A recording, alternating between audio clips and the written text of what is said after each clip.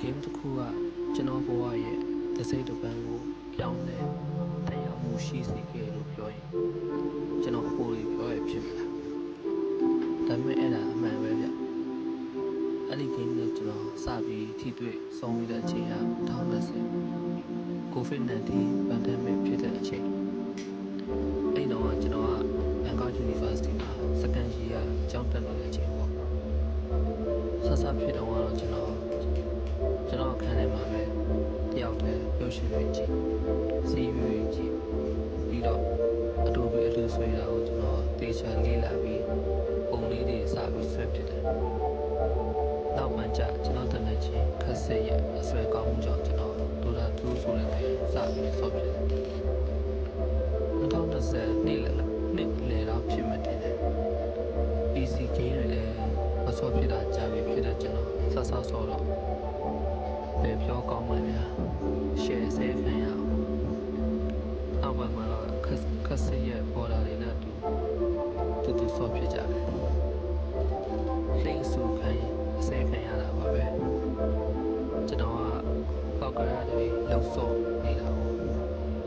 2021အာနာသိန်းတော့ကျွန်တော် illustration ပြန်ပြီးလုပ်ဖြစ်တယ်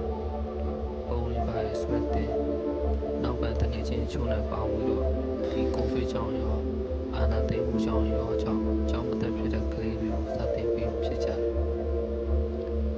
နောက်ပိုင်းကျတော့လည်းကျွန်တော်တို့ကြောင်းပြန်တက်ရအချိန်မရှိတာကြောင့်စပြီးမလုပ်ဖြစ်ကြဘူးအဲ့လိုနဲ့ကျွန်တော်ဒိုတာတူဘက်ကိုပြန်ပြီးလှည့်လာခဲ့တာပေါ့ကျွန်တော်ဇာတ်ကိုဆော့ဖြစ်တယ်အဲ့ဒီတော့ကအတန်းချိန်တွေကလည်းနေ့လယ်12နာရီဒါမှမဟုတ်2နာရီခွဲပြီးတော့ online class တွေဆိုတော့ကျွန်တော်တညလုံးမနက်6နာရီအထိဆော့နေ့လယ်ကျအိပ်ရပေါ်ကနေပဲအတန်းတက်ပြီးရင်ကျွန်တော်အဖက်မန်အောက်ကကုတီကိုစမ်းမှာစဉ်းစားပြီးရင်ကင်းကိုမနက်6နာရီအထိပြန်ဆော့အဲ့လိုနဲ့ကျွန်တော်အချိန်တွေကုန်စီခဲ့တယ်ဗျ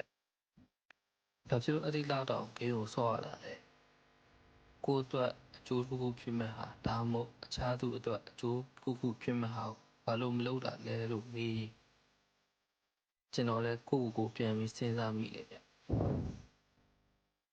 အဲ့ဒီတော့ကိုဗစ်ကြောင့်ရောအာနာသိမ့်မှုကြောင့်ရောကျောင်းကရတဲ့ stress ကြောင့်ရော